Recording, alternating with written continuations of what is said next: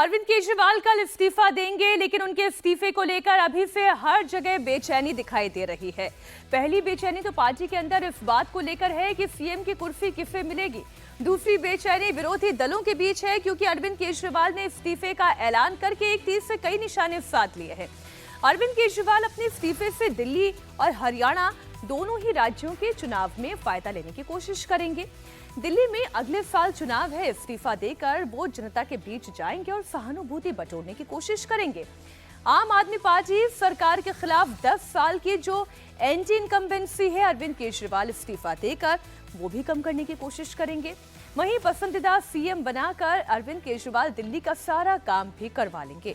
उधर अगले महीने हरियाणा में वोट डाले जाएंगे। इस्तीफा देने के बाद अरविंद केजरीवाल अपना पूरा ध्यान हरियाणा चुनाव पे लगा सकते हैं।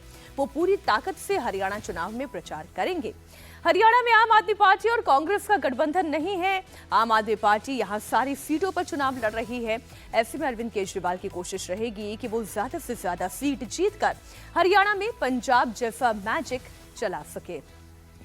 लेकिन सियासत में जो दिखता है सब कुछ वैसा नहीं होता है। पर्दे के पीछे शह और मात का खेल चलता रहता है। तभी तो कांग्रेस आरोप लगा रही है कि हरियाणा चुनाव के लिए अरविंद केजरीवाल और बीजेपी के बीच एक पैक्ट हुआ है। बीजेपी को इस वक्त हरियाणा में आम आदमी पार्टी की जरूरत है और इसी के तहत केजरीवाल को हरियाणा चुनाव में जोर शोर से प्रचार करने के लिए उतारा गया है, ताकि आम आदमी पार्टी और कांग्रेस का वोट बांटा जा सके। नहीं, हरियाणा में तो ये जाएंगे ही भाई। वो तो एक होता है ना, किसी भी एग्रीमेंट में कुछ प्रत्यक्ष होता है, कुछ अप्रत्यक्ष होता है। तो ये तो जो बिना लिखी हुई बेल की एग्रीमेंट है वो यही है कि आप पंजाब में हरियाणा में जाके कोशिश करेंगे कांग्रेस को हराने की। केजरीवाल के साथ जब भी कुछ हुआ है तो एक होता है जो वो पब्लिकली कहता है और एक पर्दे के पीछे बीजेपी या उनके नेताओं से वो क्या बातचीत करता है।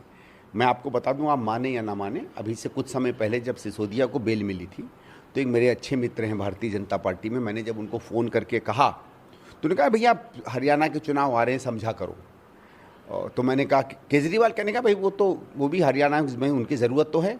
तो इस शब्द का क्या मतलब है, मैं नाम नहीं देना चाहूँगा, और ये तो किसी भी आप राजनीतिक व्यक्ति से जान लो, वो सब जानते हैं कि इस समय आम आदमी पार्टी बीजेपी की हरियाणा में ज़रूरत है, क्योंकि भारतीय जनता पार्टी को ये लगता है कि बहुत ज़्यादा वोटों का अंतर नहीं, उनको ये लगता है वो अंतर आम आदमी पार्टी पूरी कर लेगी।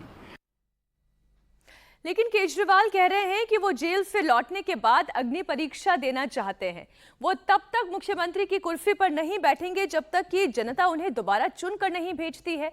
अब बीजेपी तो इसे उनकी नौटंकी बता रही है और कह रही है कि अगर केजरीवाल अग्नि परीक्षा देना ही चाहते हैं तो इसकी शुरुआत सीएम हाउस से ही क्यों नहीं करते। सर, अगर बात करें तो केजरीवाल का इस्तीफा हो गया, अब उनके घर पे बैठक चल रही है। ये तय किया जा रहा है कि अगला मुख्यमंत्री कौन होंगे। तमाम सारी चीजों को लेकर चर्चा चल रही है। पहले तो कहा कि हम 2 दिन में मुख्यमंत्री की घोषणा करेंगे, अब सुनने में आ रहा है कि 1 हफ्ते तक चले गए हैं। तो झूठ दर झूठ अभी और बोलेंगे। जो राजनीतिक जो नौटंकी इन्होंने कल करनी थी वो कर चुके, और जिस अग्नि परीक्षा और सत्य की बात अरविंद केजरीवाल कर रहे हैं, मैं उन्हें चुनौती देता हूँ, आज अपने घर से उस अग्नि परीक्षा को शुरू करें। वो राजमहल जो आपने जनता के पैसे से लूट के बनाया है, उस राजमहल के दरवाजे खोलें।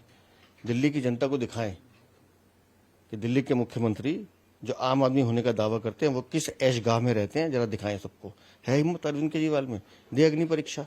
सतयुग के बाद केजरीवाल भगवान राम नहीं, लेकिन सतयुग के बाद ऐसा हो रहा है कि मर्यादा के लिए इस्तीफा दे दिया है अरविंद केजरीवाल ने।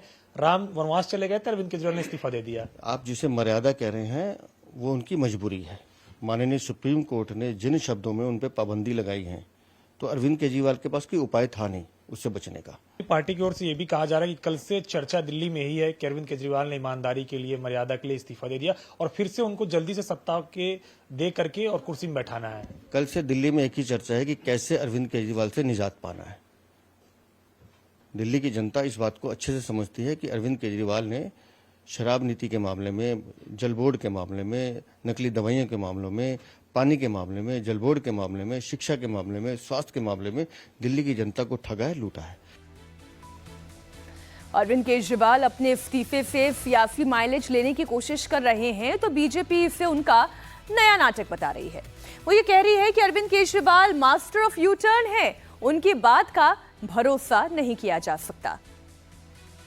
किसी मुख्यमंत्री का ऐसा इतिहास नहीं दिखेगा आपको कि उस मुख्यमंत्री को जबरदस्ती कोर्ट जैसे होता है ना कि डंडे से रगड़ के कुर्सी से हटाई हो। जो नुकसान कर दिया है अरविंद केजरीवाल ने दिल्ली का, वो किसी इस्तीफे से पूरा नहीं होगा। अब चूंकि कोर्ट ने इस बार जब बेल दिया, पहले तो बेल नहीं दे रही थी कोर्ट, फिर भी ये कहते हैं कि मैं बेदाग हूं, मेरे पर कोई दाग नहीं। अरे भाई, देश में कोर्ट से बढ़ के तो कुछ नहीं है। तो चीफ मिनिस्टर पद से एक प्रकार से सस्पेंड हैं ये। आप फाइल साइन नहीं कर सकते, आप ऑफिस नहीं जा सकते सीएम के, तो फिर काहे का मुख्यमंत्री? तो जब कोर्ट ने हटा दिया तब ये नाटक कर रहे हैं, देखो देखो मैं इस्तीफा दे रहा हूं। मुख्यमंत्री अरविंद केजरीवाल जी ने अपनी बेल की इस कंडीशन की विवशता पर नैतिकता का आवरण उड़ाने का ढोंग रचा है। केजरीवाल जी का ट्रैक रिकॉर्ड उठाकर देख लीजिए, मास्टर ऑफ यू टर्न है। ये इस्तीफा यदि नैतिकता के आधार पर है तो 177 दिन पहले आ जाना चाहिए था। दिल्ली की जनता बहुत समझदार है। आपको याद होगा कि केजरीवाल जी जब प्रचार कर रहे थे लोकसभा चुनाव में, तो तब उन्होंने ही कैंपेन चलाया था, जेल का जवाब वोट। दिल्ली की जनता ने वर्डिक्ट केजरीवाल जी के विरोध में दिया है। 7 की 7 सीटों पर उन्होंने भाजपा का चयन कर कमल खिलाया है।